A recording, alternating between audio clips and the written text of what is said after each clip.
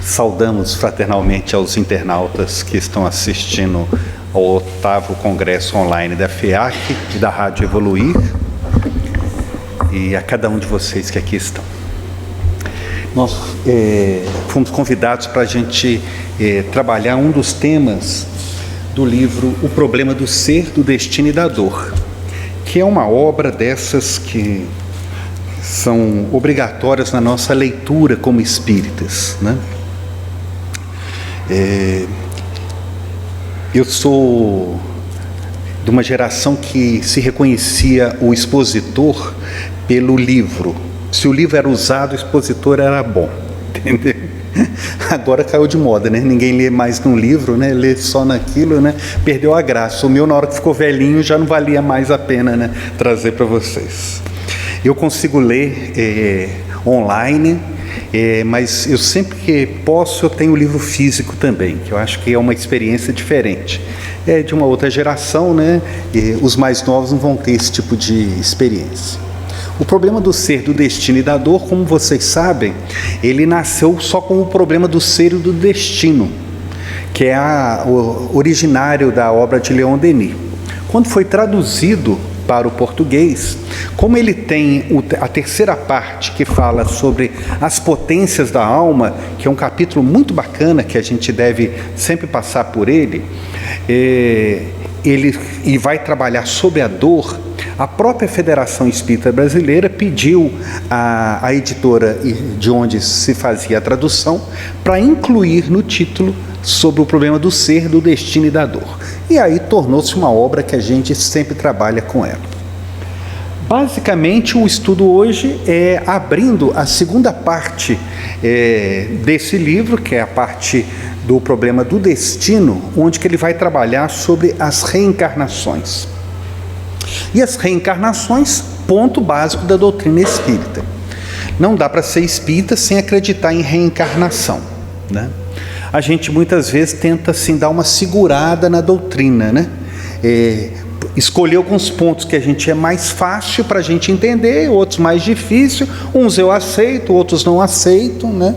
E vocês vão ter gente que assim, tenho dúvida se existe vida espiritual mesmo, sendo espírita, não é? Não sendo espírita, sendo espírita. E quem convive com médiuns sabe que tem médiuns assim que tem dificuldade para saber se o fenômeno é verdadeiro mesmo. O indivíduo é médium, se ele tem dúvida, imagina a gente que não é médium. Então essa é uma experiência que é uma experiência que não é somente intelectual, mas é também emocional, né? Essa experiência emocional que é importantíssima, e por isso a gente sempre fica alegre quando tem também, além da experiência online da doutrina espírita, tem uma experiência física, porque a gente convive com as pessoas, a gente vê a reação das pessoas, a gente como plug de alma, a gente sente uma vibração diferente nas reuniões, a gente sente a influência espiritual, e isso chama a atenção para uma potência da alma, como diz Leon Denis, e que é importante para a gente. Então, reencarnação é um padrão nosso. E a doutrina espírita traz através da sua origem, dos livros básicos, mas também dos subsidiários, um conjunto de informações que são importantes para a gente. O Leon Denis trabalha nisso quando ele vai falar sobre as leis da reencarnação. Ele faz um paralelo com outras doutrinas, inclusive aquilo que estava em moda, e que Leon Denis era amigo dos teosofistas da sua época. Então, Leon Denis faz elogios a alguns teosofistas, mas marca a diferença entre a teosofia contemporânea de Leon Denis, na transição do século XIX para o século XX, da própria doutrina espírita, mostrando de que aqueles pensamentos da doutrina espírita são, de alguma forma, reproduzíveis a partir do relato de vários espíritos, de vários médiuns, de várias épocas, de lugares diferentes. Vou trazer para vocês alguns desses excertos dessa obra para a gente poder trabalhar. Essa é a edição mais nova, né, do Problema do Ser, do Destino e da Dor, na publicação da Federação Espírita Brasileira, mas no Brasil outras editoras também publicam essa obra. Está lá na segunda parte, no Problema do Destino, e ele abre essa segunda parte quando ele vai falar sobre isso. E ele fala: a alma, depois de residir temporariamente no espaço, renasce na condição humana, trazendo consigo a herança, boa ou má, do seu passado. Renasce criancinha, reaparece na cena terrestre para representar um novo ato do drama da sua vida, resgatar as dívidas que contraiu e conquistar novas capacidades que lhe hão de facilitar a ascensão e acelerar a marcha para frente. Então, quando a reencarnação é colocada no destino, ela também tem que ser entendida para nós espíritas como origem também, que de alguma forma nós estamos vindo de uma outra experiência ou de outras experiências a partir de uma vivência espiritual. Isso é importante para a gente entender que é o seguinte: todo o raciocínio que nós fazemos para a programação reencarnatória, ele é feito no plano espiritual, não é feito no plano terrestre. Se eu estou vendo aqui no plano terrestre, o que eu faço? Eu ponho lá no meu Waze qual que é o melhor caminho. Então eu estou aqui no Cascatinha, quero ir para Benfica, coloco nele e vejo no meu direcionador eletrônico qual que é o caminho mais fácil, que não tenha trânsito, que não tenha dificuldades, a estrada boa, não é assim? Plano terrestre. No plano espiritual, qual que é o melhor caminho? Aquele que eu vou, de alguma forma, resgatar as dívidas e conquistar novas capacidades. Nem sempre é o caminho mais fácil. Nem sempre é o caminho que vai ter mais tranquilidade. E aí, de algumas vezes, nós espíritos, não são os outros, vamos dizer: não é possível que eu tenha programado isso. Não é assim? Né? Às vezes a gente fala de silenciosamente, porta do quarto fechado, luz escura para ninguém nos ver, a gente faz esse comentário. E às vezes a gente fala abertamente: não é possível que haja uma programação desse tipo. Porque a programação, ela é iniciada no plano espiritual. Então, o que origina a programação é exatamente esse resgatar e esse conquistar novas habilidades. Então, isso tem que estar sempre assim, orbitando em torno da gente. Ele continua: a lei dos renascimentos explica e completa o princípio da imortalidade. Então, por isso que ele encaixa a questão do destino, a reencarnação. O que é imortal, ele só é completado para nós espíritas através da reencarnação. Então, há um sentido para nós na imortalidade com a reencarnação. A evolução do ser indica um plano e um fim. E nós aprendemos de que qual o objetivo da reencarnação? É a evolução, é o progresso. Então, por que nós estamos reencarnados? Para progredir.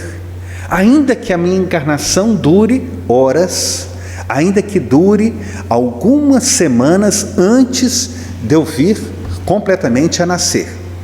Mas há um sentido nessa encarnação que é da evolução. Esse fim, que é a perfeição, não pode realizar-se em uma única existência, por mais longa que seja. Devemos ver na pluralidade das vidas da alma a condição necessária da sua educação e dos seus progressos. Não é um capítulo fácil para mim entender, lá na parte terceira do Livro dos Espíritos, da Lei de Sociedade, a questão de por que o progresso é feito em conjunto. E explico para vocês. Talvez fosse mais fácil eu nascer num local sem a convivência com os maus. O fato de você conviver com os maus não é complicado. Então, assim, eu acho assim, e aí a espiritualidade, ela responde a respeito daqueles que fazem a autoexclusão da sociedade. Então, sociedades religiosas que preferem ficar em clausura, sociedades religiosas que preferem ficar... Eu falei assim, eu compreendo eles. Eu acho que é mais fácil assim, porque você não se contamina. Imagina você programar a reencarnação na nossa época agora, e vai dizer assim, você não deve se contaminar com a sociedade. Como? Como que nós não nos contaminamos com a sociedade? Tira o plano espiritual, que exerce uma contaminação importante, mas só encarnado. Imagina como que é a poluição de informações, de imagens, de ideias, de pessoas contaminando dentro da gente. E não há defesa fluídica para isso, né? Porque as pessoas assim, olha, centro bom é centro que tem defesa fluídica, rede magnética para impedir as coisas. Bobeiam nisso. Ficam num instante, de repente alguma discussão já entra no meio e nós estamos nos contaminando o grupo. Nós que somos a contaminação. Quer dizer, a rede, ela permite até a gente entrar no centro. Então imagina as nossas ideias. Então a gente tem que tomar muito cuidado com isso. Então quando a espiritualidade nos diz da necessidade da experiência, e o que o Leon Denis coloca sobre isso, é da necessidade que no caminho da perfeição eu preciso ser experimentado. E aí como que eu sou experimentado? Eu sou experimentado em novas situações, muitas vezes com os mesmos atores, em novo ato, como diz Leon Denis no texto anterior. É um novo ato, não é continuidade da existência passada, é uma nova existência. Imagina o seguinte, eu vou começar um outro dia com um novo relacionamento. Se eu continuar com a mesma ideia de ontem, eu não começo, né? Quer dizer, eu estou casado com alguém que me trai. No outro dia, eu vou começar um outro dia. A traição está aqui do lado, dentro de mim. E aí o que a espiritualidade faz? Para esses atores, propõe então um novo ato reencarnatório. Apaga-se as lembranças do passado. Reencontramos, não sabemos por quê. Vida e Sexo, Emmanuel diz que é uma doce lembrança. Doce lembrança. Eu reencontrei com a pessoa. Quer dizer, a amarga lembrança vem depois, né? A doce é na hora que encontra. E aí pronto, estamos reencarnados aqueles que já tiveram compromisso no passado. São assim aqueles que se casam, são aqueles também que encontram nos seus braços, dizendo que ama o neném que nasce, o seu ex-malfeitor, aquele que te traiu, aquele que te perseguiu em outras encarnações. Então, esse é um novo ato e é necessário termos a experiência. Mesmo que eu ache difícil de entender, a espiritualidade está nem aí. É preciso que você aprenda que nós precisamos conviver de novo.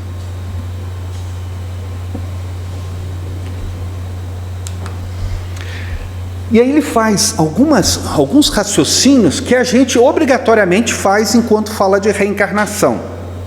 Fortuna para uns, felicidade constante, e para outros miséria, desgraça inevitável. Para uns força, saúde, beleza, para outros fraqueza, doença, fealdade. Para uns inteligência, acolá imbecilidade. Como se encontram tantas qualidades morais admiráveis em um, a par de tantos vícios e defeitos? Porque há raças tão diversas, umas inferiores, quase que primitivas na animalidade, e outras que asseguram supremacia, outras enfermidades inatas, cegueira, idiotia, deformidade de todos os infortúnios que enchem o hospital, albergues noturnos em casas de correção. Então essas perguntas para nós espíritas, né, a gente em algum momento já fez, e em algum momento já passou de que as respostas só podem ser em outras encarnações. Para aqueles não reencarnacionistas, nós vamos ter que fazer um malabarismo de ideias, né? Quase que uma sinfonia de acasos, para dizer que é isso mesmo, que a sociedade é desse jeito. Então, se você nasceu com fortuna, ótimo. Se você nasceu na miséria, então azar seu. Então, sociedades que nasceram na escravidão, permaneceram na escravidão. Então, não há como entender Deus, não há como entender imortalidade, não há como entender perfeição, se a gente não encontra isso, a reencarnação. Essa é uma fotografia já de alguns anos, né, do Charles Gard, que ele, aos 11 anos, ele foi muito badalado, não sei se vocês lembram na mídia. Ele tinha uma doença congênita, não tinha mais tratamento na Inglaterra, chegaram a fazer uma proposta do seguro-saúde da Inglaterra cobrir um procedimento, uma cirurgia especial nos Estados Unidos, e aí eles acharam que era inviável, não autorizou, ele acabou desencarnando. Então, é dramático, né? Quando acontece isso com um pequenino tão bonito igual ele, com uma situação tão dramática igual ele, né? Onde há Deus? Né? Onde há Deus nisso? Né? Onde que há misericórdia divina nisso? Onde está a grandeza de Deus quando impõe a uma criança, a uma família, a todos que cercam ele, um drama deles? Esse é um drama mundial que ficou e que gerou um conflito ético. Quem que direciona o tratamento de saúde? Quem que assegura o direito à saúde? Então, cria-se um conflito. Mas o que subsiste a isso é por que acomete tanta doença num indivíduo pequenino como esse, com essa situação. O Leon Denis, ele trabalha sobre isso, né, que ele fala assim: crianças mortas antes de nascer, que são condenadas a sofrer desde o berço, certas existências acabam em poucos anos, em poucos dias, e outras duram quase um século, mesmo sem condição de responder a esse século, né? Elas muitas vezes entram em quadro de demência, mas ficam os anos. Então, não há como entender Deus em relação a tudo isso. Uma boa obra aí para que a gente possa estudar um pouco sobre isso é o Entre a Terra e o Céu. Não sei se vocês lembram da história que eu vou contar, que está contida lá no livro, que é a história do Júlio. O Júlio era uma criança que desencarna na infância por afogamento. Ele era um ex-suicida, é a orientação, a origem espiritual disso que eles narram. Ele era um ex-suicida que trazia a morte trágica como programação. A mãe havia falecido antes, o pai e a irmã se desvelaram em carinho com o pequenino, a madrasta se sentia culpada porque ela de alguma forma via no Júlio alguém que tirava o carinho do novo marido, e aí no passeio na praia ela se distraiu voluntariamente e a criança acabou se afogando.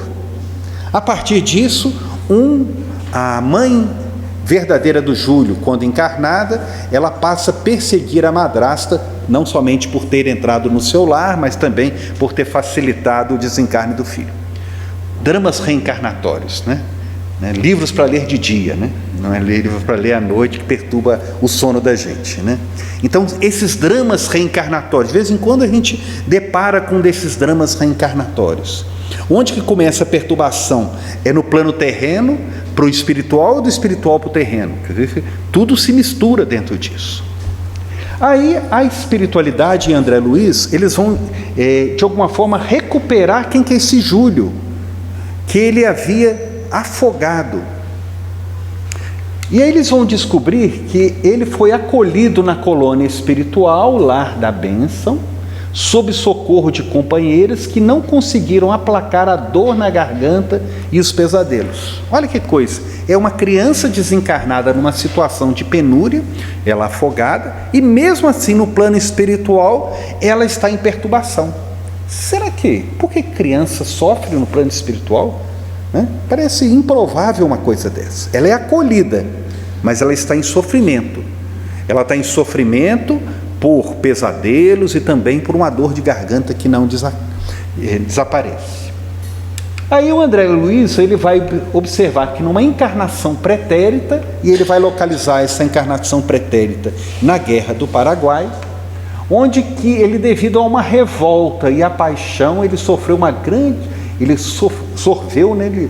Ele bebeu uma grande quantidade de corrosivo que ofendeu a glote. Ele salva a tempo desse suicídio, ele acaba se jogando num daqueles rios lá próximos da Guerra do Paraguai e acaba desencarnando. Qual é a origem do sofrimento do Júlio agora? Quando ele reencarna e ele vai desencarnar através de um afogamento. A origem está lá dentro do seu passado, do seu livro do seu passado, onde que ele voluntariamente se suicida no passado.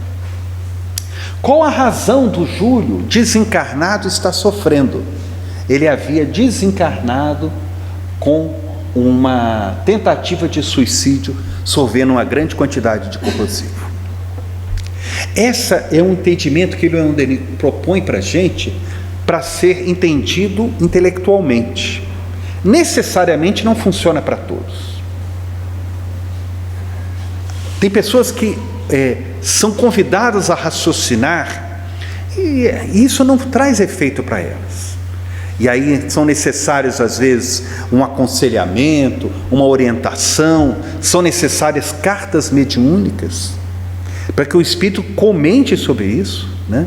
E aí a gente tem filmes sobre as cartas mediúnicas do Chico, a gente tem no YouTube, você tem alguns médiuns com essas cartas mediúnicas, mesmo para nós espíritas que temos certeza de que eles vão desencarnar e que vão ser acolhidos. Mesmo assim, a gente busca essas cartas mediúnicas. Nós temos reuniões do entes queridos aqui na casa, acho que ainda temos, né? Então, por quê? As pessoas, não é um procedimento somente intelectual, mas é um procedimento que tem que descer para o coração. O convite do Leon Denis é que não gaste o seu coração, raciocine. E a leitura do Leon Denis é muito clara, ele vai buscando os argumentos para que a gente possa, ao longo do tempo, ser convencido por ela. O que a espiritualidade faz para tentar refazer isso? Ela propõe e reencarna o Júlio, e recebe o mesmo nome do irmão que havia sido afogado. E o Júlio reencarna com alteração na glote, ele nasce com um defeito na glote. Qual que é a razão do renascimento com defeito da glote? Está lá na sua tentativa de suicídio com os corrosivos na época da Guerra do Paraguai. Ele vai ter uma alteração orgânica que o leva depois a contrair com mais facilidade a difteria e vai novamente desencarnar ainda como criança. Ele é recebido agora tranquilo e aliviado no plano espiritual. A curta existência funcionou como um recurso para a eliminação da ferida, dos intricados tecidos da alma. Então vejam como que funcionou a encarnação. Ela funcionou como um meio de absorver os nossos defeitos do passado. E ela fez com que as doenças e as experiências fossem capazes de filtrar aquilo que estava acontecido no pretérito. Esse é o grande raciocínio da reencarnação e que nós nem sempre acompanhamos. A gente lê lá no Livro dos Espíritos, na pergunta 196, não podendo os espíritos aperfeiçoar-se, a não ser por meio das tribulações da existência corpórea, segue-se que a vida material seja uma espécie de crisol ou de depurador por onde tem que passar todos os seres do mundo espírita para alcançar a perfeição? Será que precisa mesmo reencarnar? A espiritualidade diz que é isso mesmo, não tem outro caminho, né? É da lei reencarnar. E eles dizem exatamente isso. Eles se melhoram nas provas, evitando o mal e praticando o bem. Não é só evitar o mal, mas praticar o bem também. Porém, somente ao cabo de mais ou menos longo tempo, conforme os esforços que empreguem, somente muitas encarnações ou depurações sucessivas atingem a finalidade a que tendem. Desanimou? A gente não, né? Quando ele fala que são muitas encarnações, né? Podia ser uma só, né, para a gente resolver a vida, né? Tá livre, né? E é isso mesmo, né? Porque somos herdeiros de sociedades violentas, discriminadoras, escravocatas, né? Usurpadoras. Então, vão ser necessárias encarnações para a gente aceitar a convivência de uma sociedade nova. E aí uma pergunta que a gente às vezes fala: o corpo que influi no espírito ou o espírito que influencia o corpo? É o corpo que influi sobre o espírito para que este se melhore, ou o espírito que influi sobre o corpo? Teu espírito é tudo, teu corpo é uma simples veste que apodrece. A gente confunde isso, a gente põe todo o esforço no corpo. E pomos tanto esforço no corpo que muitas vezes as pessoas morrem, mas não desencarnam. Não é assim que acontece na reunião mediúnica? A pessoa está morta, espírito, mas ele não desencarna, ele quer continuar convivendo na sua mesma casa, se quiser alimentando da mesma forma, alimentando das ideias dos seus familiares. Não desencarnaram. Morreram, mas não desencarnaram, porque acreditam que são corpos. Nós somos espíritos, e esse espírito tem que influenciar o corpo. A gente tem que, de alguma forma, direcionar esse corpo para que ele possa cumprir as nossas vontades. Às vezes a gente fala assim: eu reencarnei num corpo bilioso. Está lá no Livro dos Espíritos. Então, é da minha natureza, eu sou desse jeito. Eu nasci nervoso, assim, está lá no meu mapa astral que eu sou nervoso, eu estou lá no meu dosha que eu sou nervoso, está tudo, né? Qualquer uma coisa que fizer a leitura vai dizer que eu sou bilioso. Não, você é espírito. Você precisa administrar esse corpo. Nós precisamos assumir um outro papel para isso. Porque senão nós vamos usar esse argumento para a nossa não evolução. É claro que o corpo exerce influência dentro da gente, né? As mulheres que estão aqui entram em menopausa, modificam o organismo todo. Os homens, quando entram na andropausa, se não desencarnam antes, né? Eles vão sentir a mesma forma. Mas nós precisamos administrar isso. Não é com facilidade isso, mas precisamos administrar, porque nós temos um papel para cumprir na nossa existência. E aí os espíritos, e Kardec anota, né, que o suco da vide nos oferece um símile. Ele contém o licor que se chama espírito ou álcool, mas enfraquecido por uma imensidade de matérias estranhas, altera a essência. Ele só chega à pureza absoluta depois de múltiplas destilações, em cada uma das quais se despoja das suas impurezas. O corpo é o alambique em que a alma tem que entrar para se purificar. Então a função nossa do corpo é ir se purificando. As matérias estranhas que se assemelham ao perispírito, que também se depura à medida que o espírito se aproxima da perfeição. Então é necessário a gente ir se depurando. Então muitas vezes as doenças que acometem a gente, abençoado seja a doença. As dificuldades, abençoadas sejam as dificuldades. E como uma falange de franciscanos, irmã doença, irmã problema, irmã dificuldade, porque elas são bem-vindas nesse processo de depuração orgânica, perispirítica, espiritual de cada um de nós. Então, o Leon Denis ele vai falar que logo não há fatalidade. É o homem que, pela sua própria vontade, quem forja as próprias cadeias. É ele quem tece fio a fio, dia a dia, do nascimento à morte, a rede do seu destino. Então nós estamos falando do problema do ser, do destino. Então essas reencarnações elas estão identificando agora. A lei de justiça não é, em essência, senão a lei de harmonia. Determina as consequências dos atos que livremente praticamos. Então nós não conseguimos mudar o nosso passado, não? E o nosso futuro vai depender do nosso presente. Então nós trabalhamos só com o nosso presente. Então eu acho sempre que a gente tem que raciocinar como não continuidade de existência. As primeiras obras psicografadas, vocês vão ver que tem uma diferença. A primeira obra do Nosso Lar, por exemplo, ele colocava pelo espírito de André Luiz. Depois nós achamos de que André Luiz é espírito e não identifica. Porque, na verdade, eu acho, como os livros originários, ele vai dizer assim: o espírito do Ubiratã desencarnou. Porque, na verdade, o Ubiratã ficou na existência. Quando desencarna, ele assume a identidade, dependendo da sua evolução, mais ou menos das outras existências, e passa a reerguer. Quando eu reencarno, eu assumo esse papel nessa encarnação. Filho de uma determinada família, presente de uma determinada sociedade, de uma determinada época, raciocino aqui, mas eu sou diferente disso. Então esse é um papel que eu exerço. Novamente a gente lembra do Leon Denis quando ele fala: somos convidados para um novo ato, e nesse papel eu tenho que desempenhar, mas eu não sou necessariamente assim. É fácil a gente observar isso. Quando a gente encontra com a criança com Down, a gente vai falar assim: é um espírito Down? O que vocês acham? Não é um espírito com Down.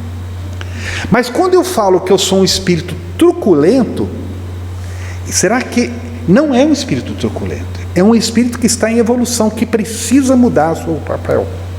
Ele está passando por uma situação onde que o torna, que o convida, que o expõe a situação desse tipo, mas ele precisa modificar dentro disso, reformular, resetar a sua própria experiência.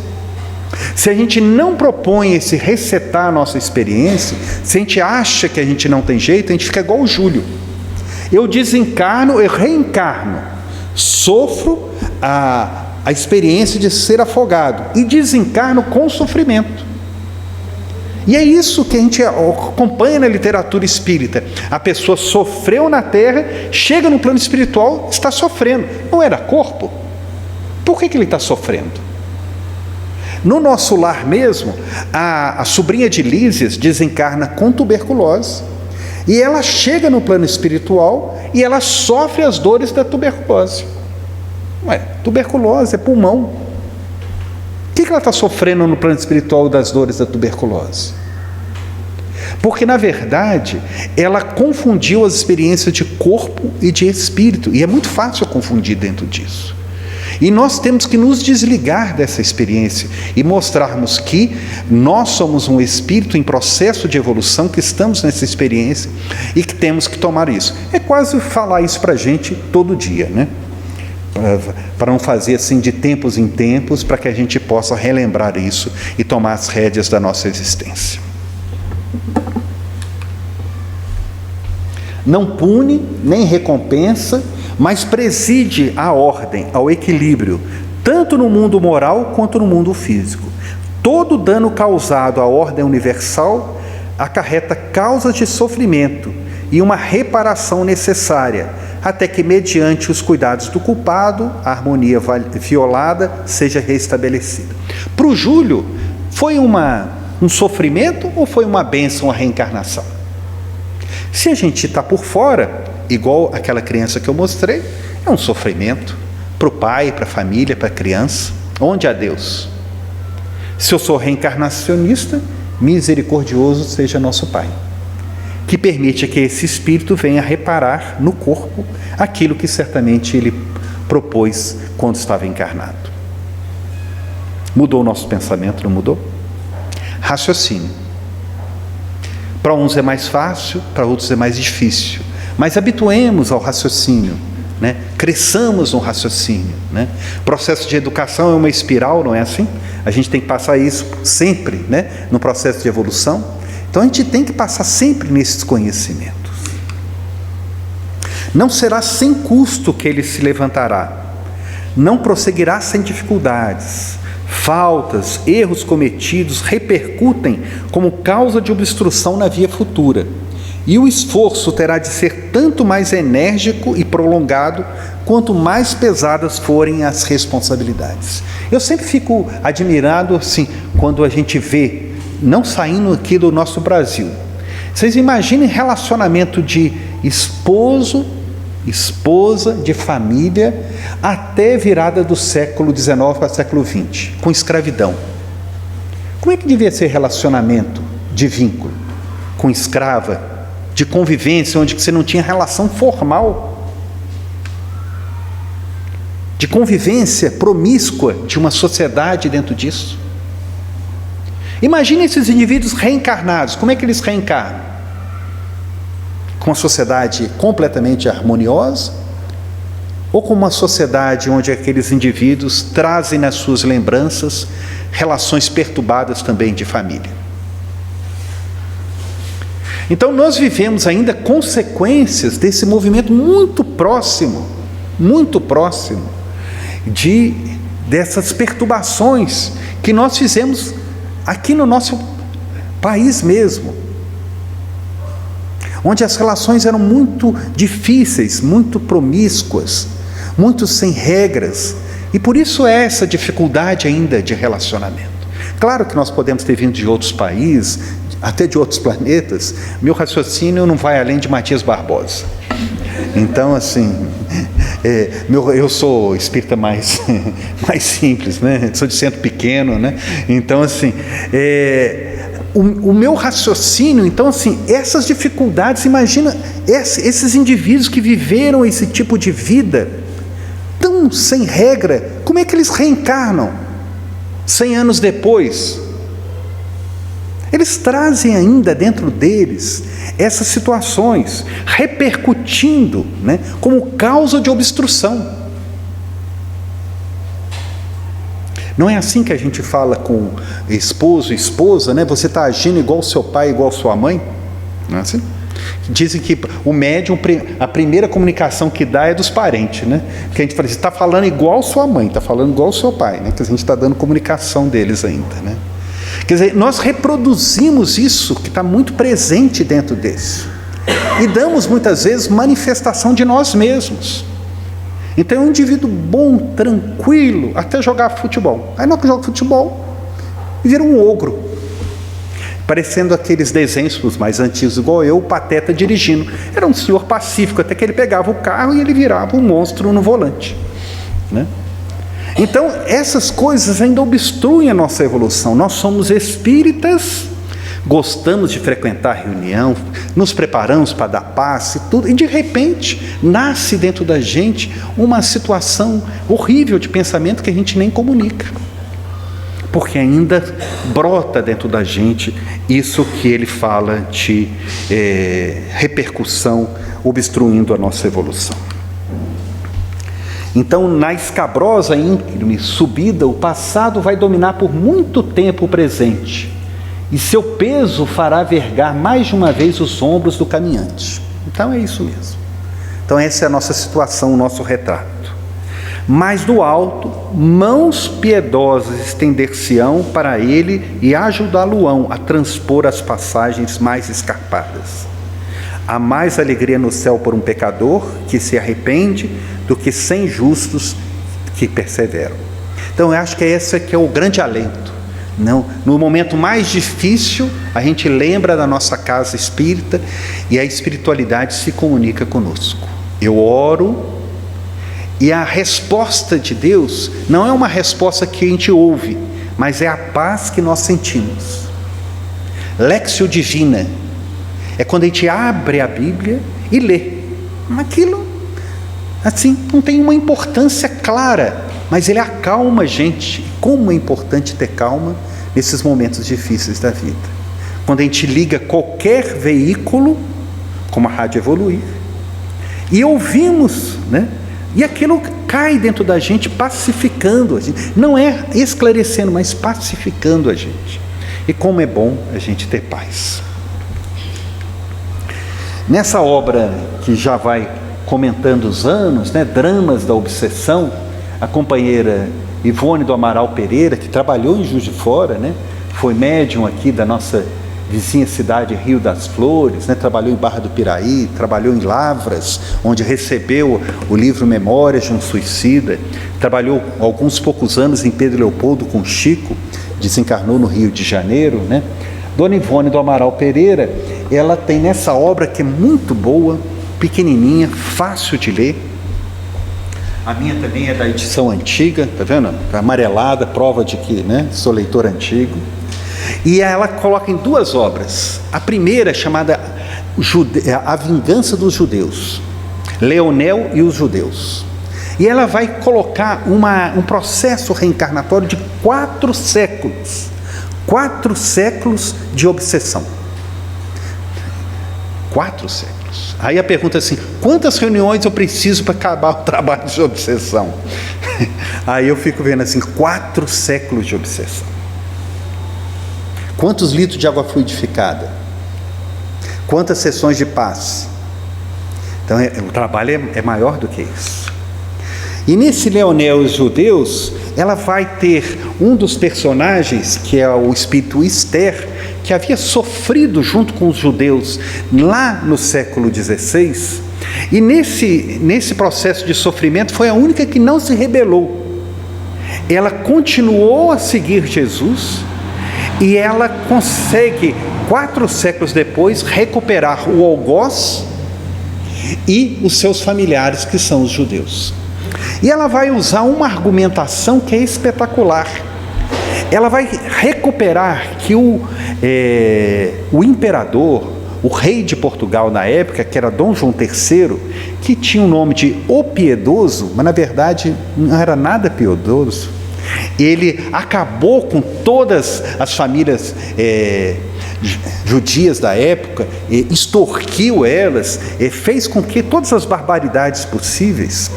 E ela vai contar que esse Dom João III, o Piedoso, que viveu de 502 a 567, ele, pelo arrependimento construtivo, em reencarnações de abnegação e sacrifício, mas sofreu ele próprio, com agravantes terríveis, o rigor das mesmas leis que criou, em encarnação obscura e humilde em Portugal.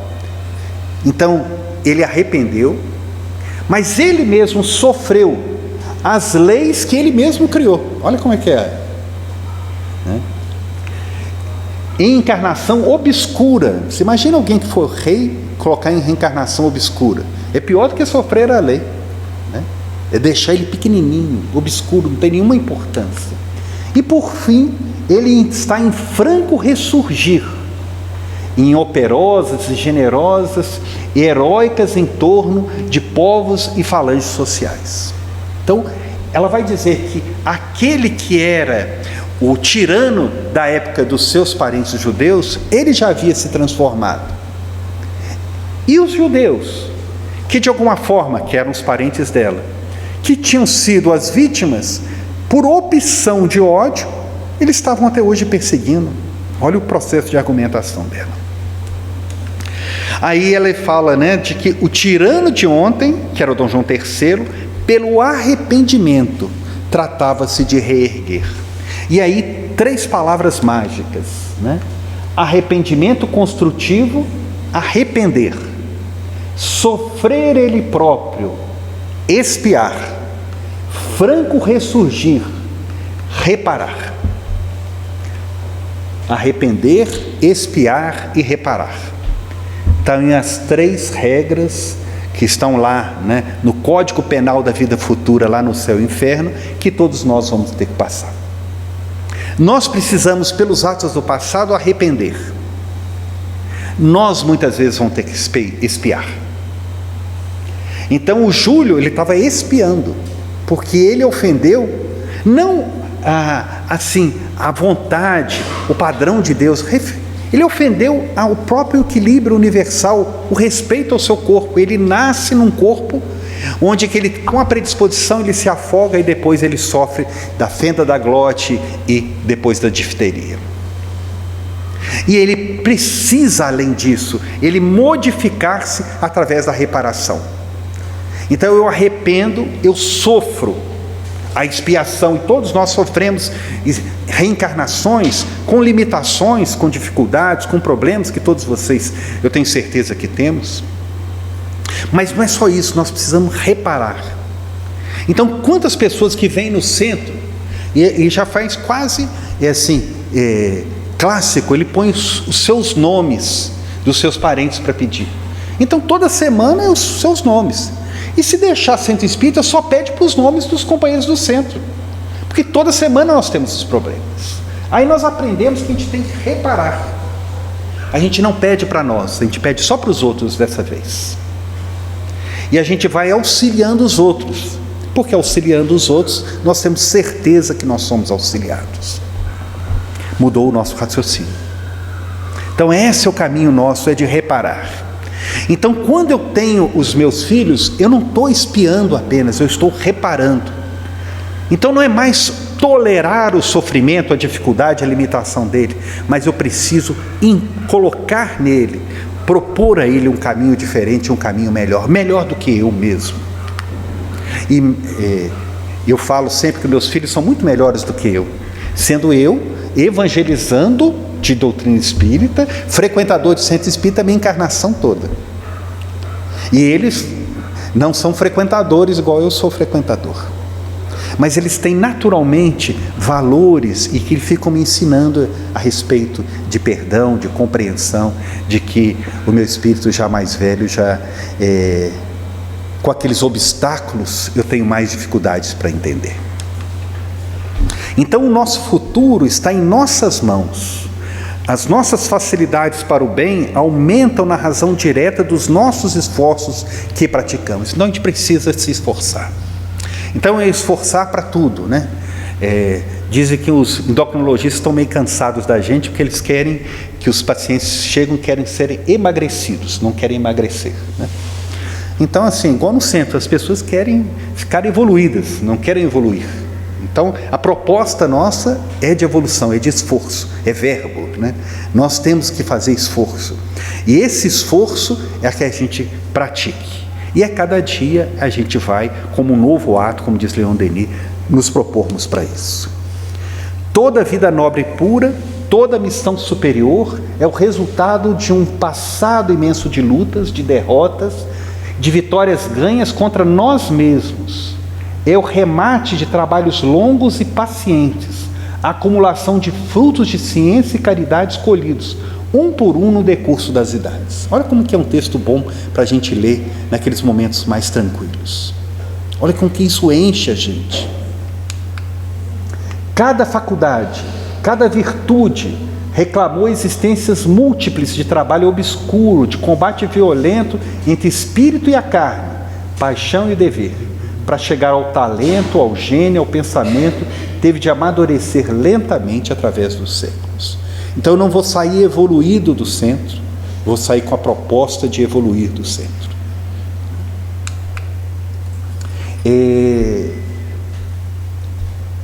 O Henri Nouwen, que é um escritor católico já desencarnado há alguns anos, que é um escritor que é uma referência em termos de assuntos de religiosidade, ele ao final da sua vida, ele acompanhava uma trupe de acrobatas de um circo itinerante e ele convivia com eles.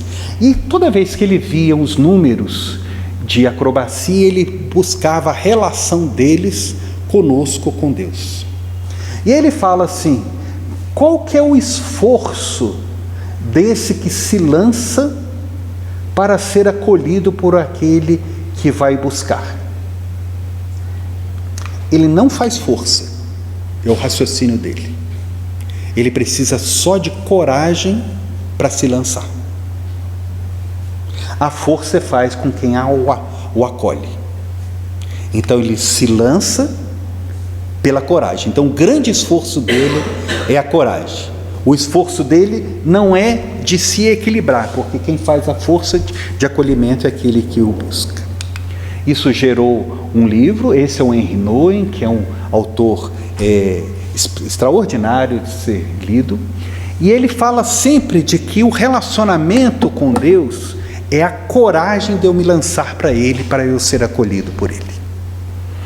Todos nós que estamos em relacionamento sabemos que tem um momento que eu me jogo no relacionamento, eu não tenho certeza por completo do relacionamento, aí eu preciso ter uma certa coragem para me jogar no relacionamento. Todos aqueles que são em período de escolha de profissão sabem que tem um momento que vai ter que ter uma coragem para se jogar nisso. né? Não tenho todas as certezas dentro disso. Se eu ficar buscando todas as certezas, certamente eu não vou fazer. Então, quando eu venho para a reencarnação, eu faço uma programação espiritual. Mas o meu grande ato é o ato da coragem de reencarnar.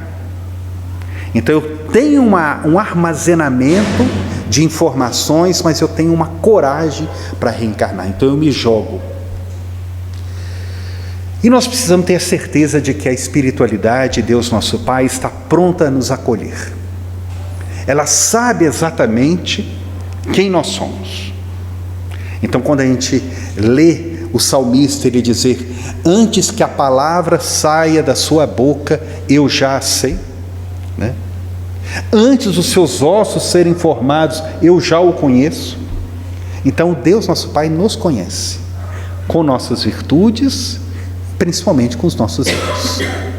Então, ao nos colocar nessa encarnação, nas dificuldades que vocês e eu tenho, ela nos conhece, e mesmo assim ela está pronta a nos acolher nessa dificuldade. Então, eu queria que nesse estudo a gente lembrasse, né, da figura que o Henri Nouwen traz para a gente, de que nós somos convidados a nos lançar na nossa tarefa reencarnatória, sabendo de que seremos acolhidos pela espiritualidade, seremos acolhidos então pela espiritualidade no sentido de fazermos com que possamos crescer. A hora das resoluções supremas, antes de tomar a descer a carne, o espírito percebe, atinge o sentido geral da vida que vai começar, e ela ali aparece nas suas linhas principais, nos seus fatos culminantes, modificáveis sempre. Nós não temos só plano A, B, C, D, tantos planos que foram. Para o Júlio, qual foi o plano? Reencarnar, desencarnar para que ele pudesse ficar livre. Continua sofrendo, reencarna outra vez e desencarna novamente. Então, outro plano. Então, os companheiros programam para reencarnar com um companheiro. Não deu certo, a espiritualidade ajeita um novo companheiro para começar de novo. Quer dizer, nós erramos e aí reconsertamos a nossa tarefa. A gente escolheu um outro caminho no nosso ex espiritual, mudei a rota, aí eles reprogramam a rota outra vez. Então, o tempo todo, eles estão buscando, né, o outro caminho para a gente. Entretanto, pela sua ação pessoal e pelo seu uso do livre-arbítrio, porque a alma é senhora dos seus atos. Desde que ela decidiu, desde que o laço se dá e a incorporação se debuxa, tudo se apaga, esvai-se. Então, a partir de que reencarnamos, esquecemos o nosso passado. A existência vai desenrolar-se com todas as suas consequências previstas, aceitas, desejadas, sem que nenhuma intuição do futuro subsista na consciência normal do ser encarnado. Por isso que muitas vezes essa sensação de vazio. Então, nós estamos em pleno ato do voo daquele acrobata. Nós já saímos do nosso trampolim lá, e nós estamos em voo, esquecemos o nosso passado. Se a gente, de alguma forma, se arrepender, a gente deixa de viver. Então, continuemos o nosso voo na certeza de que a espiritualidade nos sustenta e não vai nos sustentar. É isso que eu queria trazer para vocês, que a espiritualidade nos abençoe. Nós agradecemos também os internautas que estão assistindo ao 8º Congresso Espírita online da FEAC e da Rádio Evoluir. Muito obrigado.